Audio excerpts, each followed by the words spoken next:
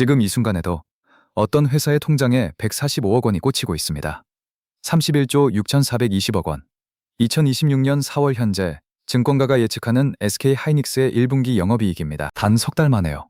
하루로 나누면 약 3,500억 원, 1시간마다 145억 원씩 벌어들이는 속도입니다.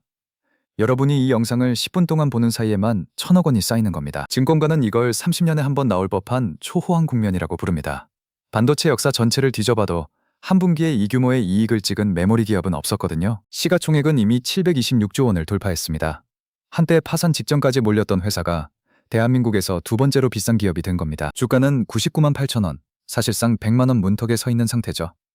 그런데 바로 여기서 이 숫자들보다 훨씬 더 중요한 질문 하나를 던져야 합니다. 이 32조 원짜리 기적은 하늘에서 뚝 떨어진 천운일까요? 아니면 누군가가 10년 전 아무도 믿지 않던 시절에 치밀하게 설계해 놓은 필연일까요?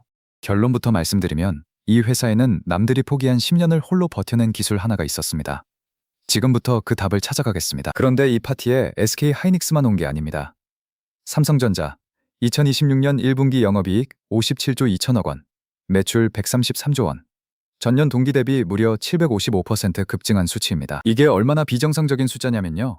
작년 같은 기간에 냈던 이익의 8~5배를 단 한 분기 만에 찍은 겁니다. 월급 300만 원 받던 직장인이 어느 날 갑자기 통장에 2,550만 원이 꽂힌 거예요.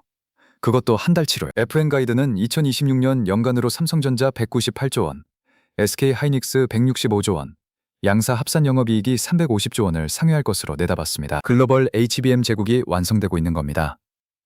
두 한국 기업이 전 세계 AI 반도체의 심장부를 쥐고 흔드는 시대가 열린 거죠. 그런데 바로 이 지점에서 저는 여러분께 한 가지를 먼저 짚고 싶습니다. 60%에 달하는 HBM 마진율.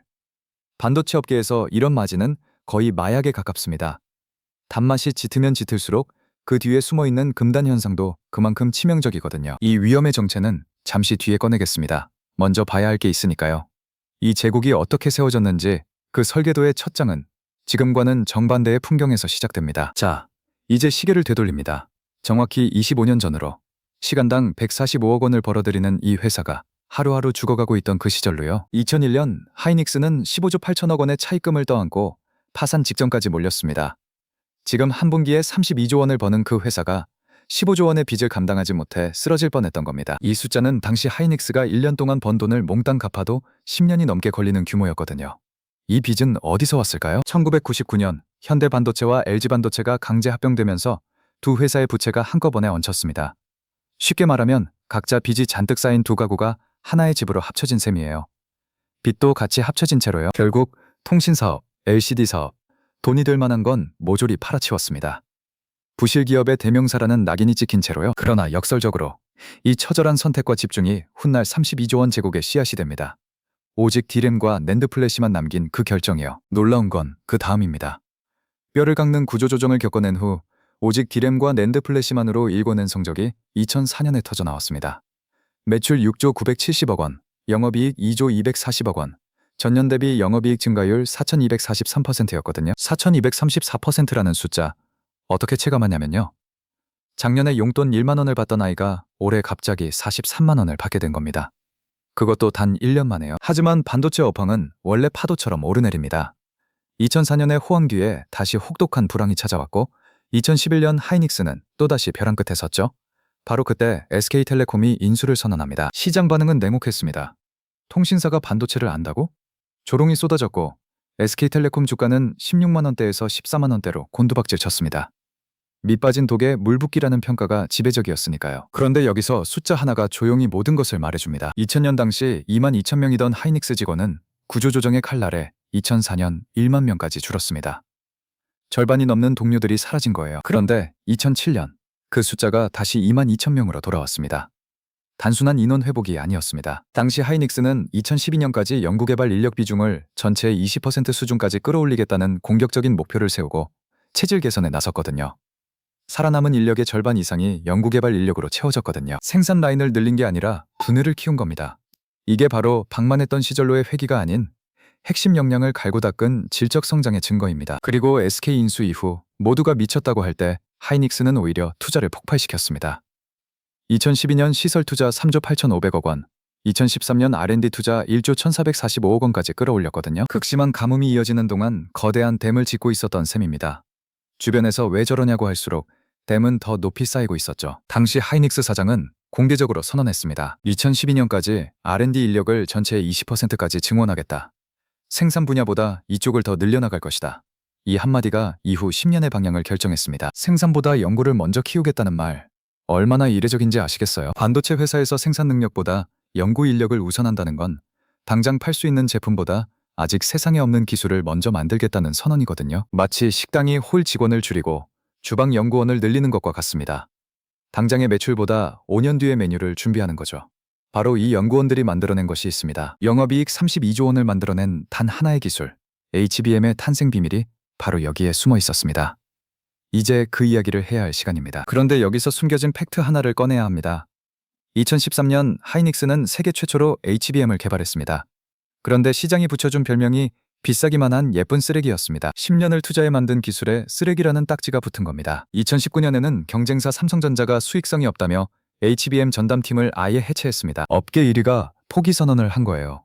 그때 하이닉스 연구원들은 사내에서 눈칫밥을 먹으면서도 자리를 지켰습니다. 그리고 2022년 말 반도체 대불황이 덮쳤습니다. 4개 분기 동안 무려 10조 원의 적자를 냈습니다. 10조 원이라면 한국에서 연봉 5천만 원짜리 직원 20만 명의 1년치 급여가 통째로 날아간 것과 맞먹는 규모입니다. 그 상황에서도 HBM 연구는 멈추지 않았거든요.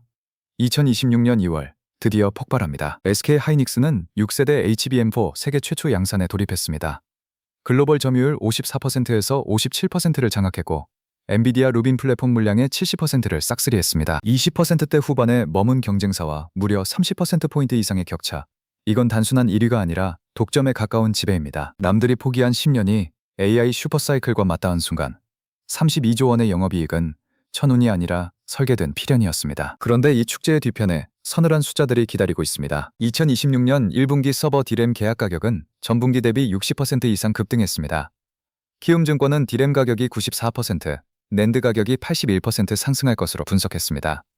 이게 현재 반도체 시장의 실체입니다. 고객사들이 가격을 묻기 전에 물량부터 확보하려는 이례적인 국면. 이게 지금의 반도체 시장입니다. 부르는 게 값이 된 거죠. 하지만 롤러코스터는 꼭대기에서 멈추지 않습니다. 2027년에는 HBM 전용 생산 능력이 업계 전체 캐파의 약 31%까지 확대됩니다. 삼성과 하이닉스가 쏟아부은 약 100조 원의 설비 투자가 공급 과잉이라는 부메랑으로 돌아올 수 있다는 글로벌 IB들의 경고가 이미 터져나왔습니다. 중국 창신 메모리의 범용 디램 점유율이 10%를 돌파한 것도 변수입니다. 아까 그 숫자 기억하시죠? 2001년 15조 8천억 원의 빚더미에서 살아남은 그 야성의 생존 DNA가 다시 한번 시험대에 올랐습니다. 2027년 HBM4의 계약 가격 상승이라는 무기로 이 중력을 이겨낼 수 있을까요? 그 답은 아직 아무도 모릅니다. 하지만 한 가지는 분명합니다. 지난 25년의 역사가 증명하듯 이 회사는 절망의 바닥에서 오히려 더 날카로워졌다는 것을요. 그런데 이 기적 같은 결말에는 아무도 주목하지 않았던 10년의 긴 침묵이 숨어 있습니다. 여러분이라면 어떻게 하셨을까요? 경쟁사가 수익성 없다고 팀을 해체하고 사내에서도 눈총을 받는 상황에서 그 기술을 계속 붙들고 있을 수 있었을까요? 2013년 세계 최초로 HBM을 만들었습니다. 시장이 붙여준 이름은 비싸기만 한 예쁜 쓰레기였죠. 이 별명이 얼마나 치명적이었는지 요리로 비유해드리겠습니다. 세상에 없던 새 요리법을 개발했는데 아무도 그 재료를 사지 않는 겁니다. 냉장고 안에서 10년을 기다려야 하는 레시피, 그게 바로 HBM이었던 거예요. 2019년 업계 1위 삼성전자가 HBM 전담팀을 해체했습니다. 공식 이유는 수익성 없음이었습니다. 그때 SK 하이닉스 연구원들은 사내에서 눈칫밥을 먹으며 자리를 지켰습니다. 30년에 한 번 나올 법한 초호황 국면은 바로 그 눈칫밥의 세월이 쌓아 올린 결과물이거든요. 2026년 1분기 디램 가격은 전분기 대비 94%, 낸드 가격은 81% 폭등했습니다. 키움증권이 분석한 수치입니다. 10년을 기다린 레시피가 드디어 불 위에 올라간 순간이었죠. 천운이 아닙니다. 10년치 인고의 온도가 한꺼번에 끌어오른 것입니다. 숫자로 확인해 드리겠습니다. 2026년 4월 9일 기준 SK 하이닉스의 주가는 99만 원대를 돌파했고 시가총액은 756조 원을 넘어섰습니다. 756조 원. 이게 얼마나 큰 숫자인지 감이 오시나요? 대한민국 국민 한 명당 약 1,500만 원씩 나눠줄 수 있는 돈입니다. 갓 태어난 아기부터 100살 노인까지 전 국민에게 1,500만 원씩 돌아가는 규모거든요. 같은 날 삼성전자의 주가는 20만 4천 원, 시가총액은 코스피 1위를 유지했습니다. 두 회사가 코스피 전체를 사실상 이끄는 구도입니다. 여기서 주목할 포인트가 있습니다. 2011년 SK텔레콤이 하이닉스를 인수할 당시 시장은 조롱했습니다. 그 시점 하이닉스의 시가총액은 10조 원 안팎이었습니다. 그런데 지금은 756조 원입니다. 15년 만에 75배 이상 불어난 것이죠. 스포츠로 치면 지역 동네 축구팀이 FIFA 월드컵 우승을 차지한 것과 맞먹는 반전입니다. 시장이 틀렸고 하이닉스가 옳았습니다. 그런데 바로 이 순간 서늘한 질문 하나가 떠오릅니다. 이 축제는 얼마나 오래 갈까요? 글로벌 IB들은 이미 경고음을 울리고 있습니다.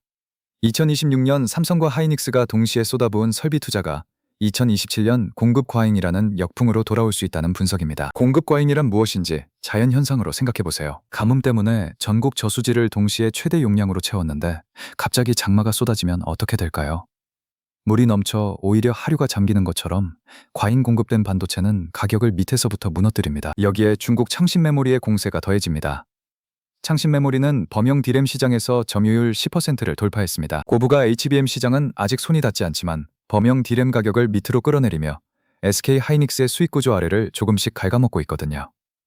이건 25년 전과 닮은 구도입니다. 1999년 현대와 LG 반도체 합병 당시 떠안았던 15조 8천억 원의 차입금, 그 빚더미 속에서도 핵심만 남기고 살아남은 생존 DNA가 이번에도 작동해야 하는 순간입니다. 그때는 자산을 팔아 몸을 가볍게 했다면 이번에는 기술 격차를 지키는 것이 생존의 조건이 됐습니다. 자, 이제 마지막 질문입니다.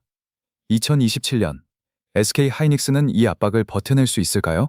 힌트는 HBM4E에 있습니다. 2027년 출시 예정인 차세대 HBM4E는 현재 HBM4보다 한 단계 높은 성능을 제공하며 계약 가격 상승을 이끌 핵심 무기로 꼽힙니다. 쉽게 말하면 지금 팔고 있는 제품보다 더 비싼 제품으로 갈아타는 것이죠. 여기서 반전이 있습니다. 반도체 산업에서 기술 세대 교체는 단순한 업그레이드가 아닙니다. 마치 마라톤에서 선두주자가 페이스를 올릴 때 뒤따라오는 선수들이 따라잡으려면 2배의 에너지가 필요한 것처럼 기술 격차가 벌어질수록 경쟁자의 추격 비용도 기하급수적으로 올라가거든요. 그렇다면 SK 하이닉스를 어떻게 봐야 할까요? 판단의 기준은 하나입니다. 2026년의 실적보다 2027년 HBM4E 계약 협상이 어떻게 마무리되는지를 보세요. 가격 협상에서 주도권을 유지한다면 공급 과잉의 파고도 버텨낼 체력이 있다는 신호입니다. 반대로 가격 결정권을 잃기 시작한다면 그것이 이 초호황 사이클의 진짜 변곡점이 됩니다. SK 하이닉스의 25년은 결국 하나의 원칙으로 수렴합니다. 모두가 포기할 때 버텼고 모두가 달려들 때 이미 앞서 있었습니다. 그 원칙이 2027년에도 작동할지 지금 이 순간이 그 답을 만들어가고 있는 중입니다.